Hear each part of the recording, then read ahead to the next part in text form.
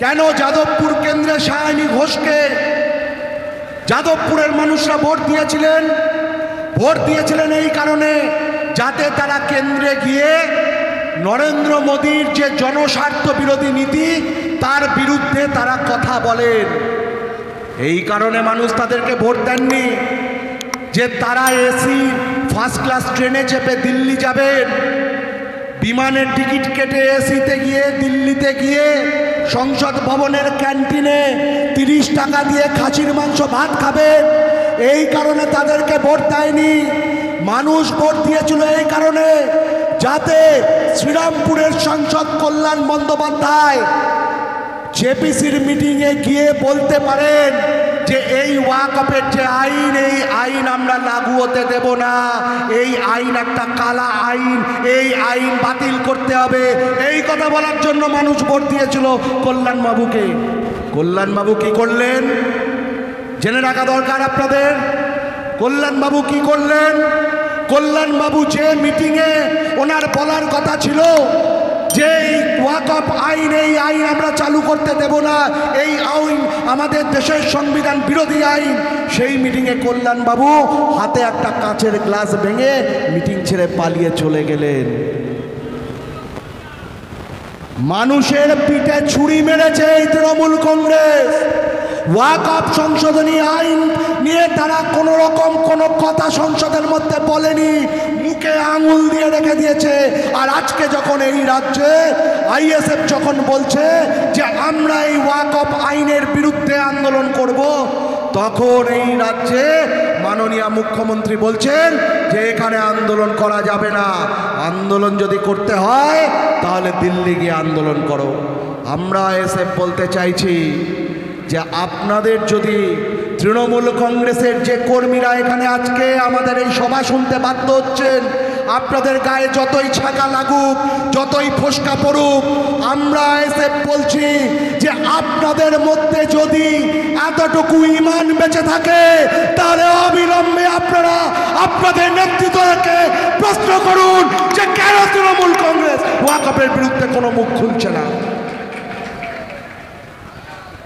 ইমানের আন্দোলন হচ্ছে এটা, একদম ইমানের আন্দোলন হচ্ছে এটা।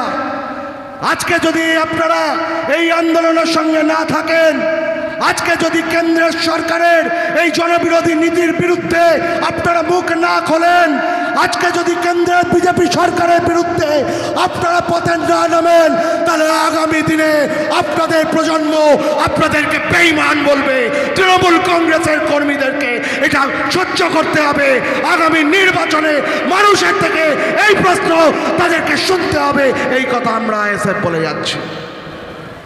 আমরা এসএফ কি বলতে চাইছি যে এই আন্দোলন এখন আর কোনো রাজনৈতিক আন্দোলন নয়, এই আন্দোলন এখন কোনো ধর্মের আন্দোলনও নয়।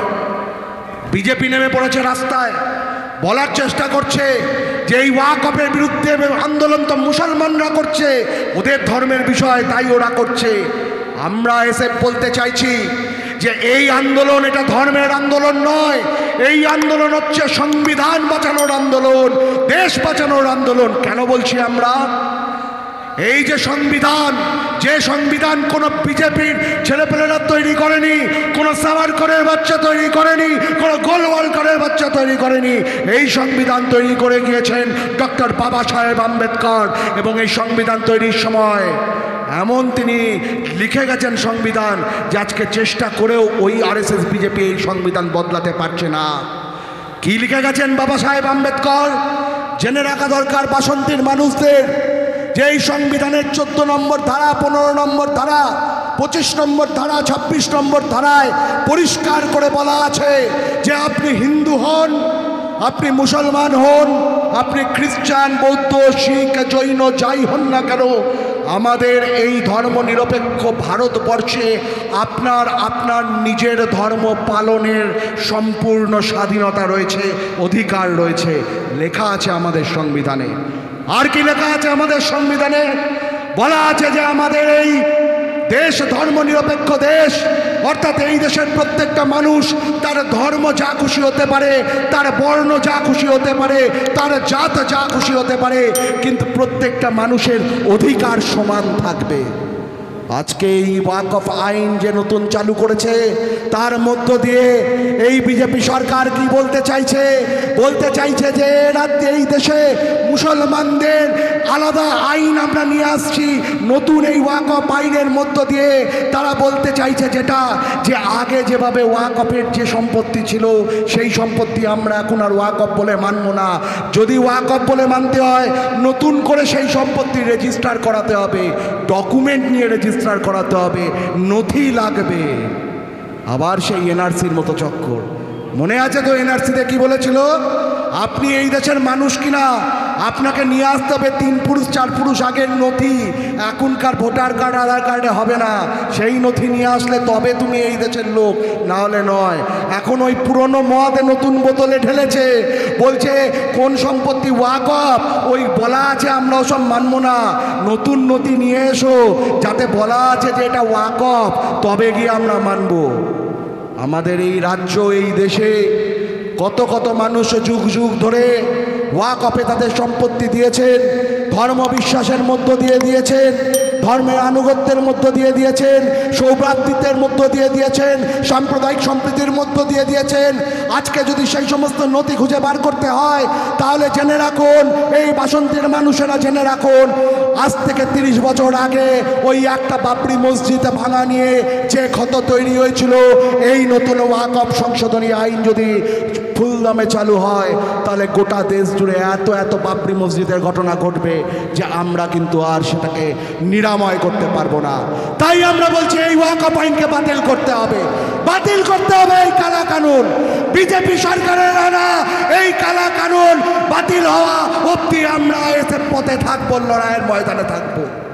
কিন্তু এই আমাদের লড়াই ময়দানে থাকার জন্য আমাদের রাজ্যের তৃণমূল কংগ্রেসের গায়ে এত চুলকানি কেন হচ্ছে আমরা বুঝতে পারছি না, আমরা বুঝতে পারছি না। আর তাই আমরা বলছি ঠিক আছে, এসো তোমাদের চুলকানির উপর আরেকটু আমরা লঙ্কা বাটা দেব। তাই শুধু ওয়াকফ নিয়ে আমরা বলবো তাই নয়, আমরা ওই 26,000-এর যে চাকরির দুর্নীতি তাই নিয়েও আমরা কথা বলবো। তৃণমূল কংগ্রেসকে জবাব দিতে হবে যে এই গত 14 বছর ধরে তারা যে এখানে রাজটা চালাচ্ছে, সেই রাজের ফলে কটা আমার মুসলমান ভাই বোনেদেরকে সরকারি চাকরি দেওয়া গেল বন্ধু? তৃণমূল কংগ্রেসের যারা এখানে আছেন বাধ্য হচ্ছেন আজকে সভা শুনতে। আগামী নির্বাচনে জেনে রাখুন, বাসন্তীর মানুষ আপনাদেরকে প্রশ্ন করবে যে সব সময় শুধু ওই গেরুয়া ঝান্ডাতে শুভেন্দু অধিকারী আসছে, এই ভয় আর জুজুতে আর আমরা ভুলব না। উত্তর দাও, যে মুসলমানদেরকে বিজেপির ভয় দেখিয়ে তোমরা ভোট নাও, সেই মুসলমানদেরকে কটা সরকারি চাকরি এই তৃণমূল কংগ্রেস দিয়েছে? মুখে বলছে তৃণমূল কংগ্রেস বিজেপি সাম্প্রদায়িক রাজনীতি করে, আড়ালে বলে তৃণমূল কংগ্রেস যে আইএসএফ সাম্প্রদায়িক দল। আমরা এই বাসন্তীর সভা থেকে আজকে আপনাদেরকে দেখিয়ে দিতে চাই যে সাম্প্রদায়িক রাজনীতিটা কীরকম হচ্ছে আমাদের এই রাজ্যে। তৃণমূল কংগ্রেসের এত এত নেতা এত এত কুকথা বলছেন। এই গত পরশুদিন দেখুন ওই বীরভূমের বাঘ দিদির প্রিয় ভাই কেষ্ট কি ধরনের ভাষা প্রয়োগ করেছেন একজন সম্মানীয় পুলিশ অফিসারের বিরুদ্ধে, তার পরিবারের নারীদের বিরুদ্ধে। অনুব্রত মণ্ডলকে নিয়ে কোনো কথা আমাদের দিদি বলছেন না। দিদি তৃণমূল কংগ্রেসের সেই সমস্ত লোকগুলোর বিরুদ্ধে কথা বলেন। কাদের বিরুদ্ধে বলেন বলুন তো? চাকরি চুরিতে পার্থ চট্টোপাধ্যায় জেলে, চাকরি চুরিতে আরও তৃণমূলের নেতারা জেলে ছিল, তাদের নিয়ে মমতা ব্যানার্জি কথা বলছেন না। শুধু খবরের কাগজ খুলুন, টিভির পর্দা খুলুন, দেখবেন এই রাজ্যের তৃণমূলের গুন্ডা নেতা কে? কোনো মোল্লা, কোনো ইসলাম, কোনো শেখ, এই নামগুলোকে তৃণমূল বলছে এরা হচ্ছে গুন্ডা নেতা। আমরা বলছি সাম্প্রদায়িক রাজনীতির মানেটা কি দিদি? সাম্প্রদায়িক রাজনীতির মানে হচ্ছে কোনো একটা সম্প্রদায়ের বিরুদ্ধে হিংসার রাজনীতি তৈরি করা, ঘৃণার রাজনীতি তৈরি করা। আজকে এই রাজ্যে তৃণমূল কংগ্রেসের টপ টু বটম প্রত্যেকটা নেতা চোর, আমরা জানি, বাংলার মানুষ জানে। একেবারে পুরো বুথ স্তর থেকে আরম্ভ করে রাজ্য স্তর থেকে হিন্দু নেতা, আদিবাসী নেতা, মুসলমান নেতা সবাই চোর। কিন্তু খবরের কাগজে নাম আসছে কার? খবরের কাগজে টিভির পর্দায় নাম আসছে ভাঙড়ের তাজা নেতা, নাম আসছে মগরাহাটের মুসলমান নেতা, নাম আসছে মালদার মুসলমান নেতা। এমন একটা ভাব যেন এই রাজ্যে যত অ্যান্টি সোশ্যাল অ্যাক্টিভিটিস সব শুধু মুসলমানরা করে। আর বিজেপি যখন এই নিয়ে রাস্তায় নামছে, বিজেপি যখন জায়গায় জায়গায় মিছিল করে বলছে এই মুসলমানদের জন্য এই রাজ্যটা পশ্চিম বাংলাদেশ হয়ে যাচ্ছে, তাদেরকে কেউ জেলে পুরছে না। আর আইএসএফের নেতারা যখন এই রাজ্যের মেহনতি গরিব মানুষের হকের কথা বলতে যাচ্ছে, তাদের 100 দিনের টাকার কথা বলতে যাচ্ছে, যখন আবাস প্রকল্পের কথা বলতে যাচ্ছে, তখন তাদেরকে মিথ্যা কেস দিয়ে জেলে পুরছে। এই রাজনীতি হচ্ছে সাম্প্রদায়িক রাজনীতি। এই সাম্প্রদায়িক রাজনীতি আজকে তৃণমূল কংগ্রেস গোটা রাজ্যে করছে। এর জবাব বাংলার মানুষ আগামী দিনে তৃণমূল কংগ্রেসকে দেবে। আমরা এই সভা থেকে শুধু একটা কথা বলতে চাই, এই রাজ্যের ক্ষমতায় আপনারা আছেন, আগামী দিনেও হয়তো থাকতে পারেন, রাজধর্ম পালন করুন। তৃণমূল কংগ্রেসকে বলতে চাইছি, রাজধর্ম পালন করুন। আপনার এই রাজ্যে আপনারা শাসন করছেন, আপনার প্রত্যেকটা রাজ্যবাসী আপনার সন্তানের মতো। সে আইএসএফ করতে পারে, সে তৃণমূল করতে পারে, সে কংগ্রেস করতে পারে, বা সে কোনো রাজনীতি নাও করতে পারে। আপনি রাজ্যের সরকারে, আপনার দায়িত্ব তাদের পেটের ভাতের জোগান করে দেওয়া, আপনার দায়িত্ব তাদের ছেলে মেয়েদের স্কুল কলেজে পড়ানোর ব্যবস্থা করে দেওয়া, আপনার দায়িত্ব তাদের যে সমস্ত সময় তারা অসুস্থ হবে তাদেরকে সঠিকভাবে স্বাস্থ্য পরিষেবা দেওয়া। আপনারা স্কুলগুলোকে বন্ধ করে দিচ্ছেন, মিড ডে মিলের বরাদ্দ কমিয়ে দিচ্ছেন, আপনারা সরকারি হাসপাতালগুলোকে লাটে তুলে দিচ্ছেন, আপনারা সরকারি কলেজগুলোর চাকরির দুর্নীতি থেকে চোখ বন্ধ করে বসে আছেন। গোটা রাজ্যটাকে আপনারা বিজেপির চরণের মুক্তাঞ্চলে পরিণত করেছেন। এই রাজনীতি আমরা আইএসএফ আর সহ্য করব না।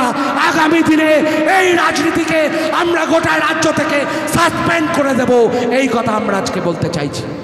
আর তাই আজকের যে প্রতিবাদ সভা, ইতিমধ্যে আমাদের মধ্যে উপস্থিত হয়েছেন আমাদের দলের দক্ষিণ 24 পরগনা জেলার মাননীয় সভাপতি, আমার আপনার কাছের মানুষ, লড়াকু নেতা মোহাম্মদ আব্দুল মালেক মোল্লা সাহেব,